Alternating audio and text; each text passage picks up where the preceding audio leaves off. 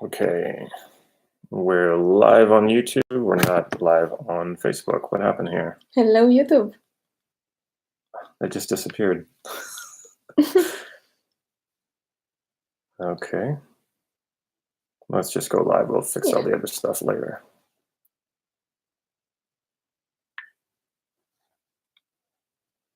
All right. Hello. This is getting addictive. It is. Daily routine. Yeah.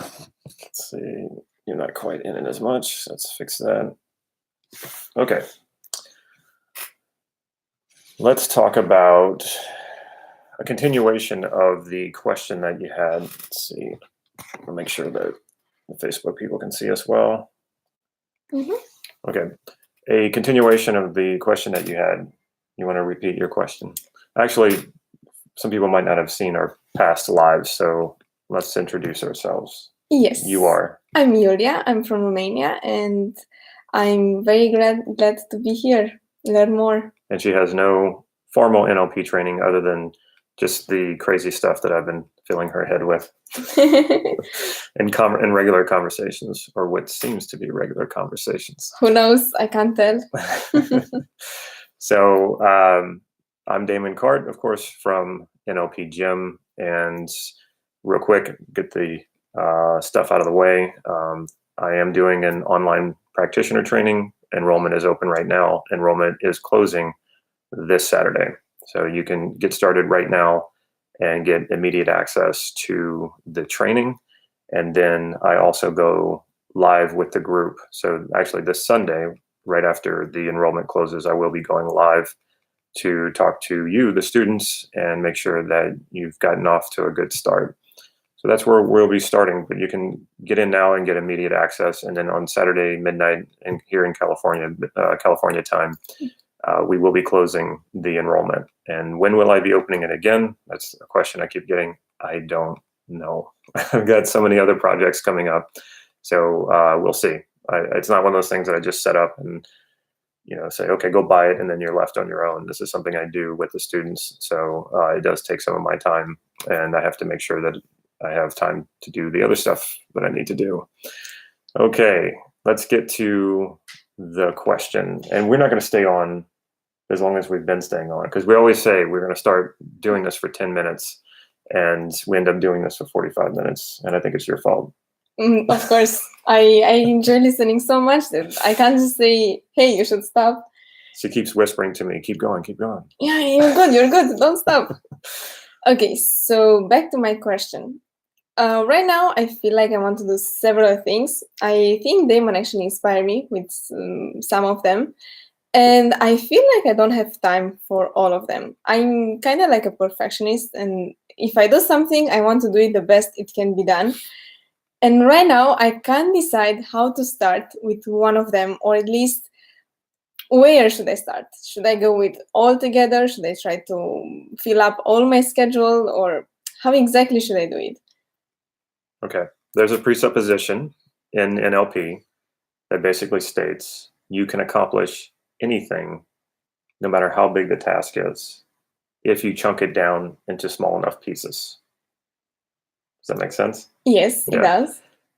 This actually works, but it's so funny because people get overwhelmed so easily, and I do too.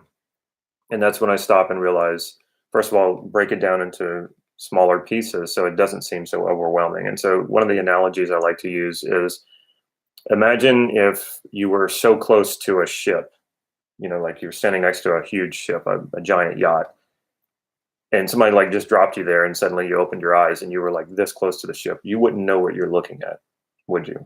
You would just see a piece of metal in front of you.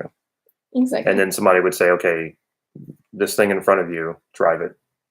You'd be like, I don't know what's in front of me because it's so big, right? So if you push it back though, and you get some distance from it, then now you got some perspective and you can see it. And then from there, you start taking it apart piece by piece. I'm not saying you have to take a ship apart, but you start figuring it out piece by piece, what you have to do.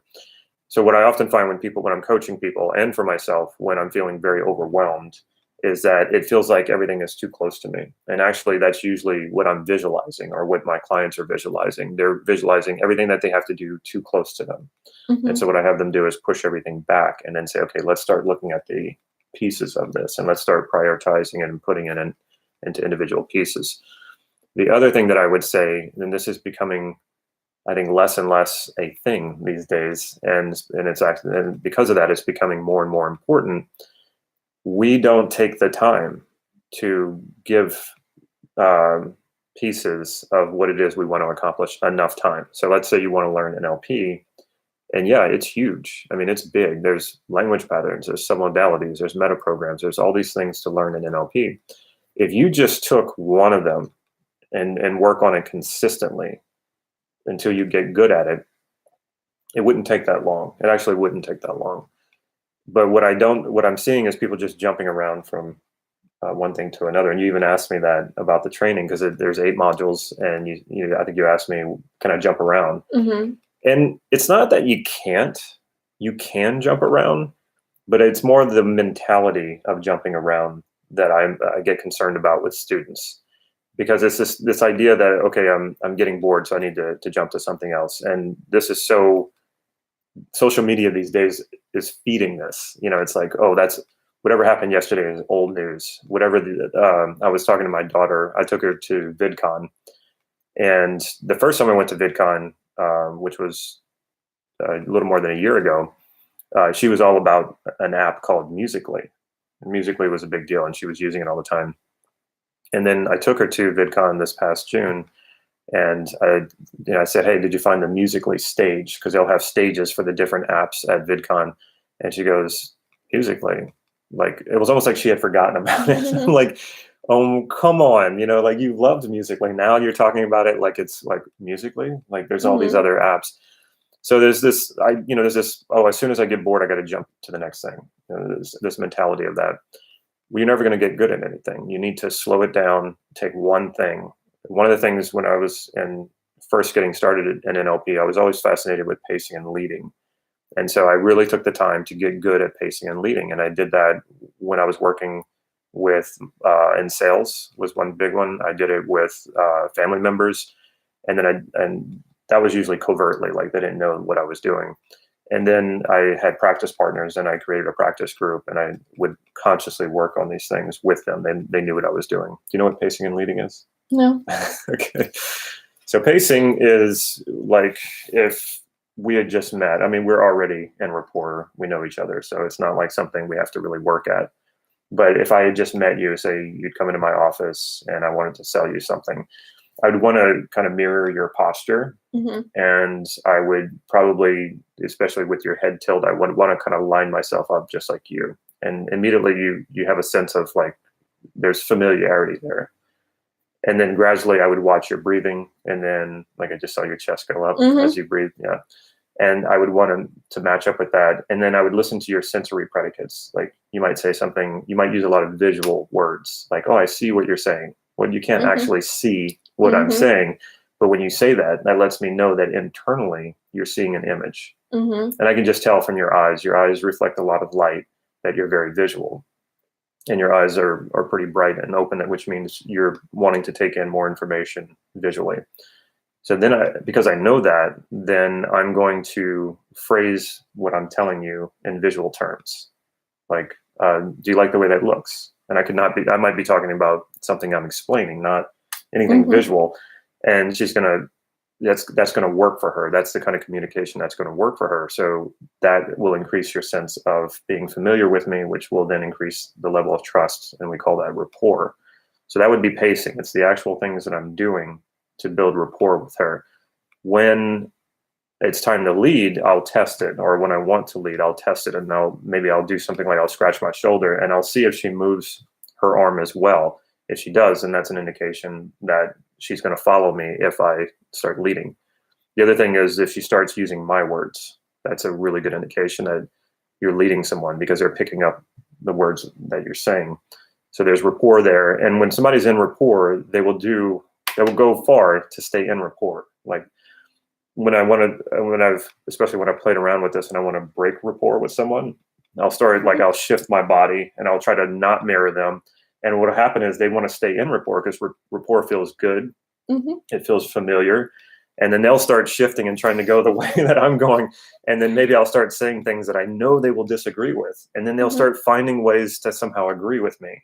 Like, okay, I don't quite agree with that, but but this, and they'll try to stay in agreement. So that would be me leading and them following. So it's pacing and leading. And this is a natural process. The thing about NLP is about learning how to take natural processes that we do and be more conscious about it so we can make them happen when we want to. So take something kind of small, chunk down, and just work at it consistently until you're good at it. You don't have to master it. And that's the way I would approach anything that's big, especially NLP, because it is big. And then you've studied computer science, right? Yes. And programming. Yes. Have you heard of Scrum? Yes. It works on the same principle. So you list out all the tasks, and each person in the group takes one at a time, right? Yeah. And everybody knows what everybody else is working on, so nobody's working on the same thing at the same time. I actually implemented this last year. It was at about this time. I was probably the busiest I've ever been in my life, and I became very overwhelmed that I thought there's no way I'm going to complete all of this. And on a plane, I think I might have been on my way to Thailand or back. I had bought the book Scrum, the guy who created Scrum, and I read it. Did you see that book here? No. Okay. You should show it to me. Yeah, I have it somewhere around here. Anyway, I was very inspired by that, and it actually fit really well with NLP, and it's not an NLP book, but it aligned really well with NLP concepts. So this worked for me. And when I got home, I bought a whiteboard, I got note cards, and I used Scrum for myself. Where's your focus? It matters. Going into just got a weird comment. Oh, it's not from the live. It's not from the live thing. It's from a different. I apologize for that. Anyway, I got a whiteboard and I pretended like I was a team. Team Damon. I had people working for me, but the stuff that I was working on, I didn't want to hire out. And I just took all the note cards, put them out everywhere. And then I had the 3 columns, what needed to be done, what was I currently working on, and what was done. And it was amazing to have all the pieces that I was working on and then moving them to being completed. And I wouldn't have been able to do that had I not chunked all this down and took one thing at a time and worked on it. So you want to get good at anything, just take one piece at a time and just get good at it. And then you can move on to the next thing. Like I said, you don't have to become obsessed and master that one piece.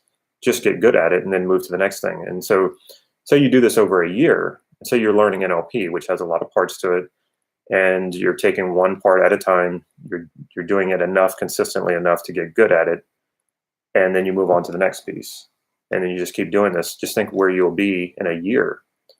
And what also happens too is the pieces all start to come together, and you start to become you will naturally integrate them, so you become good at all of it, and then you just keep practicing like that, and you start to go from good to great.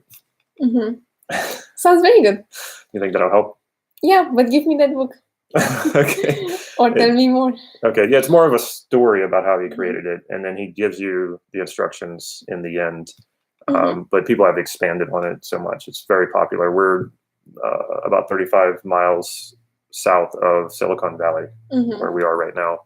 And everywhere in Silicon Valley, it's being used. It's like the number one thing to accomplish any large projects. So it's great. Yeah, check it out, Scrum. It's mainly for computer engineers, but you can apply it to any large project.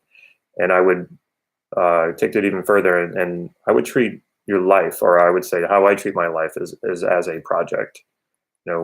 It's an ongoing project. It's never going to be done until I'm dead. And so I'm always working on it. And what do I want to work on now? What do I want to be good at? What do I want more of in my life? And so that's my project. And so I compartmentalize it like that and then bring it together. Yeah, there's definitely something to try. All right. So we're actually going to get off at 15 minutes instead of 45. That's good. That's an improvement. Yeah, I know. All right. I told myself I will not go live tomorrow, so I don't care how much you try to talk me into it. We'll see. We're not going live tomorrow. Maybe Saturday. But anyway, If you're interested in the Ultimate Online NLP Practitioner Training, I will put a link in the description and in the comments. So sign up for that. Like I said, enrollment ends this Saturday. Let me know if you have any questions about the program. I'll be happy to answer them. All right, take care, everybody. Goodbye. It won't go off. There it goes.